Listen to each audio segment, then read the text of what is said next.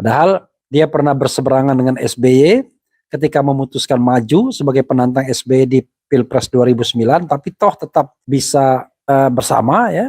Entah kalau sekarang kemudian pernah berhadapan dengan Prabowo Subianto ketika dia jadi wakil presidennya Jokowi, tetap dia bisa bersatu. Jadi dia termasuk tokoh yang fleksibel, ke kanan, ke kiri, ke depan, ke belakang, bisa semua. Itu kehebatan dari seorang Yusuf Kalla ya. Hanya memang kita akan lihat apakah Yusuf Kalla akan all out atau tidak untuk Anies Baswedan. Jadi tidak ada calon presiden yang seaktif Anies Baswedan. Tapi kenapa tetap kecil surveinya? Secara struktural dia adalah mantan ketua umum Golkar. Jadi harusnya dia membantu atau menjagokan atau mengendorse calon yang didukung oleh Partai Golkar. Tapi kita yakin bahwa JK tidak akan mengendorse Prabowo Subianto.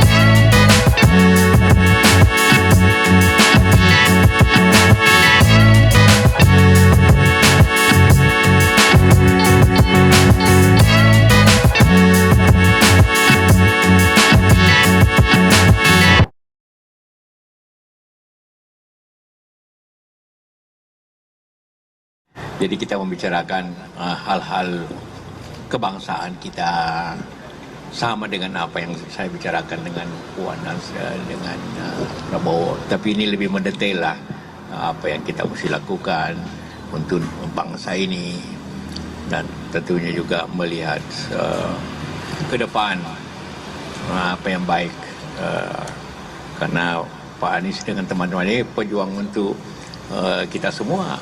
Nasib kita ditentukan oleh salah satu daripada tiga ini dan semuanya penting, ya kan, seperti itu.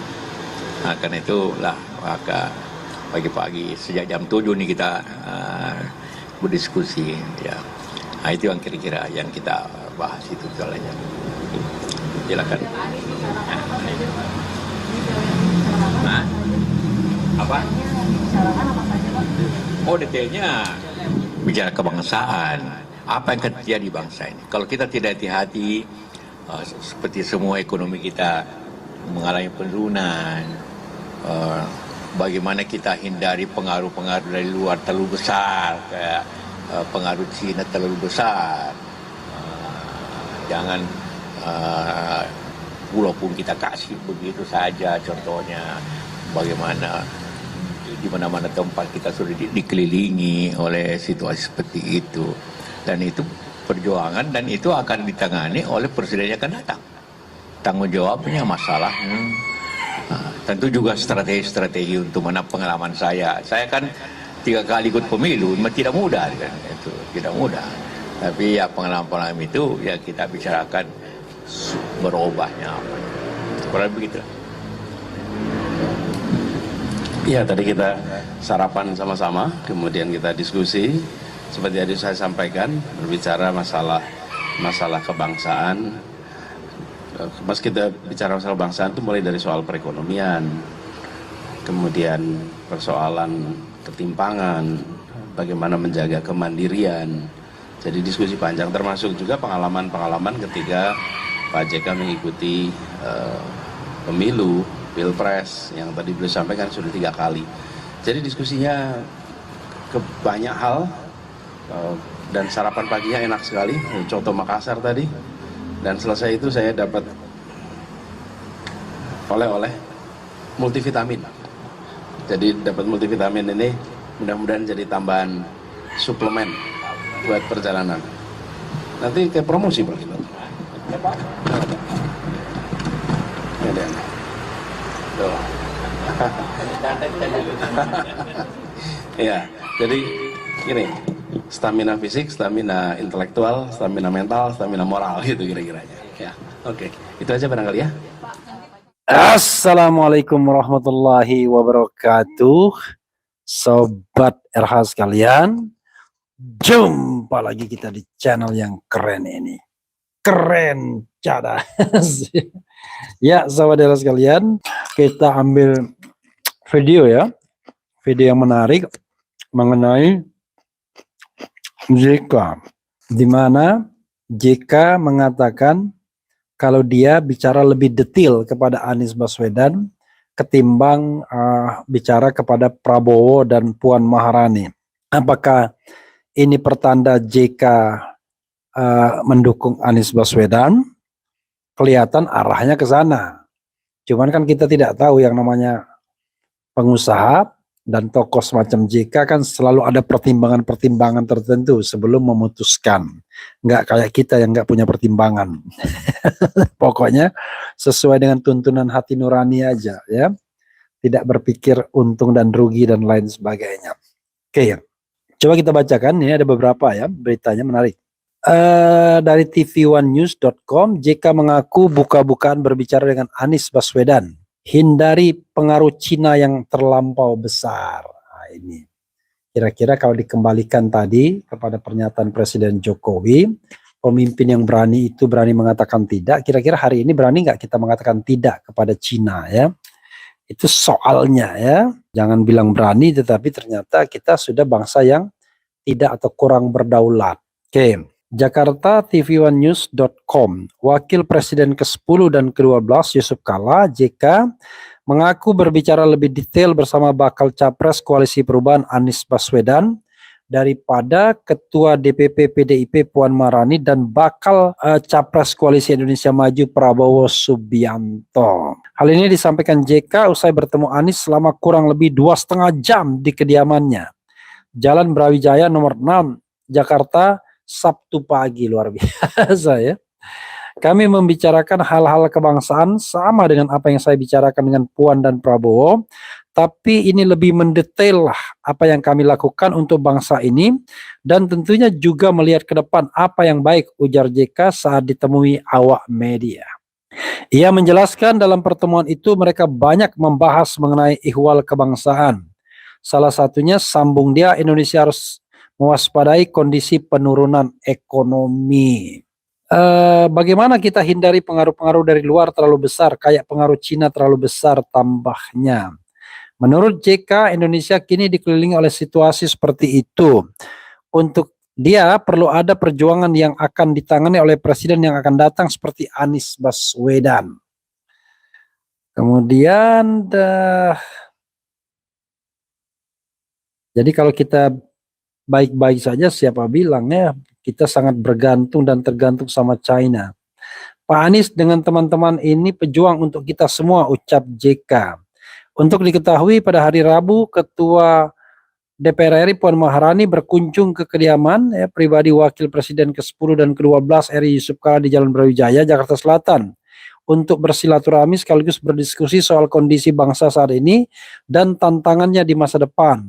Tak hanya itu, Prabowo Subianto pun pernah mengunjungi JK dalam rangka silaturahmi yang tertunda pada Selasa 2 Mei oleh itu ya. Ya, sahabat RH sekalian, itu tadi ya soal yang terkait dengan Yusuf Kalla. Kita tidak tahu JK ini arah politiknya kemana, tapi kalau selama ini ya dia sangat dekat dengan Anies ya. Termasuk misalnya di Pilkada DKI, saya kira JK menunjukkan preferensi yang berbeda dibandingkan preferensi Jokowi ya. Oke. Dan JK juga bicara tentang kemenangan dan lain sebagainya kepada Anies Baswedan. Yang jelas luar biasa ya. Dan Anies sudah mencelat ke Purwakarta setelah itu. Luar biasa ya. Dia cepat sekali kemana-mana. Kemarin saya punya acara ya, mengumpulkan pakar-pakar hukum, dan sekarang beliau sudah mencelat ke JK dan kemudian ke Purwakarta. Luar biasa Anies ya. Sudah tiba di Purwakarta, dan nanti besok kalau tidak salah ada acara di Bandung ya, Senam pagi atau apa. Oke. Jadi tidak ada calon presiden yang seaktif Anies Baswedan. Tapi kenapa tetap kecil surveinya? Tapi survei kan, ingat teman saya saja, sobat sekalian, dia bikin survei yang sesungguhnya dan hasilnya ternyata kecil. Bohir yang membiayai survei. Nggak dilanjutkan survei. Jadi ada seperti itu ya. Jadi Anda masih mau percaya dengan survei-survei itu? JK mengaku buka-bukaan berbicara dengan Anies ya. Ya, sobat era sekalian, kalau kita lihat misalnya JK itu ada dua. Secara struktural dia adalah mantan ketua umum Golkar. Jadi harusnya dia membantu atau menjagokan atau mengendorse calon yang didukung oleh Partai Golkar. Tapi kita yakin bahwa JK tidak akan mengendorse Prabowo Subianto. Dan jangan lupa, kehebatan JK adalah dia bisa bermain di dalam semua spektrum, semua lini ya. Padahal dia pernah berseberangan dengan SBY ketika memutuskan maju sebagai penantang SBY di Pilpres 2009, tapi toh tetap bisa bersama ya. Entah kalau sekarang, kemudian pernah berhadapan dengan Prabowo Subianto ketika dia jadi wakil presidennya Jokowi, tetap dia bisa bersatu. Jadi dia termasuk tokoh yang fleksibel, ke kanan, ke kiri, ke depan, ke belakang, bisa semua. Itu kehebatan dari seorang Yusuf Kalla ya. Hanya memang kita akan lihat apakah Yusuf Kalla akan all out atau tidak untuk Anies Baswedan. Seperti halnya di DKI, dia yang berubah, yang berbeda dibandingkan dengan keinginan istana. Karena istana kan mendukung Ahok. Mungkin itulah yang menyebabkan akhirnya, enggak deng, karena JK kita ketahui bahwa sudah 2 kali menjabat sebagai wakil presiden. Sehingga dia tidak boleh lagi menjabat sebagai wakil presiden kecuali maju sebagai presiden ya. Gitu sobat era sekalian. Coba kita lihat ya komentar sobat RH terkait dengan tema yang kita sedang bahas ini. Mudah-mudahan segala sesuatunya berjalan secara baik di pemilu kita dan memunculkan pemimpin yang bisa dipertanggungjawabkan. Tanggung jawabnya bagi bangsa ini. Bukan pedagang, apalagi penjual negara yang kemudian kita pilih sebagai Presiden Republik Indonesia. Harus orang yang mau mensejahterakan rakyat dan memberikan keadilan bagi seluruh rakyat Indonesia dan mau menegakkan Pancasila sebagai dasar negara. Ya. Jangan yang kemudian seperti membuat bangsa ini tidak berdaya di hadapan bangsa lain dan sangat bergantung pada investasi bangsa lain.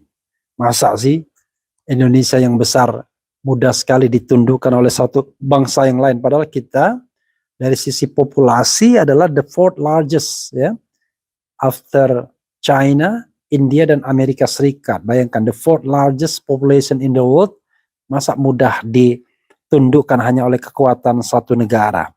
Tidak boleh begitu ya.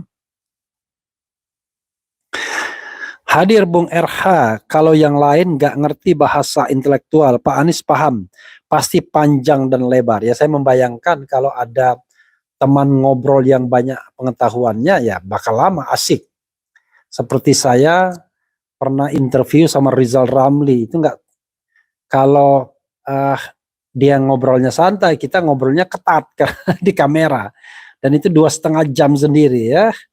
Ngobrol sama kemarin siapa lagi yang lama juga, sama Dharma Pongrekun juga hampir 2,5 jam.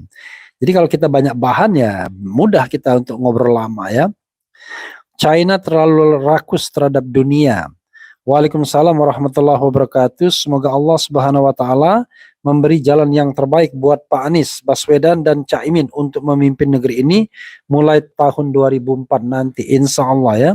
2024 Anies presiden, Anies jadi presiden, Imin wakil presiden. Assalamualaikum Bang, ini gimana sekarang kok iklan Ganjar sekarang diselusupin lewat WA? Apakah merupakan kampanye atau bukan? Kita nggak bisa ya bicara tentang kampanye dan tidak kampanye karena sekarang mereka belum calon semuanya. Mereka kan baru calon, tetapi baru bakal calon, tetapi belum calon secara resmi. Jadi aktivitas mereka tidak bisa diapa-apakan kecuali partai politiknya. Karena kalau partai politiknya sudah menjadi peserta pemilu ya. Bang Refli, coba kaji pasal 18 PP 12 tahun 2023 dari sudut ketatanegaraan nanti ya, itu PR saya. Kapan dibentuk Timnas Amin Bang Refli? I don't know exactly ya. I'm not the inner circle of Anies Baswedan. Saya hanyalah pendukung lingkaran luar ya, bukan lingkaran dalam ya. I'm not the inner circle ya. Kemudian besok jalan sehat di Malang, insya Allah. Tapi Anies di Bandung kalau nggak salah ya. Kemudian memang Pak Anies beda karena dari dulu setiap calon presiden kita sebagai rakyat biasa-biasa aja. Tapi beda dengan Pak Anies. Semua rakyat sangat antusias menyuarakan Pak Anies insya Allah amin menang. Amin ya rabbal alamin. Kemudian JK apa mencuri strategi rahasia koalisi perubahan? Tidak ya. Mudah-mudahan dia tidak double agent ya, apalagi triple agent ya. Pak Yusuf Kala dibandingkan Formula E dengan Mandalika, kata Pak JK lebih rendah biaya Formula E dibandingkan Mandalika dan ingin mengurangi dominan negara China di Indonesia. Kemudian apa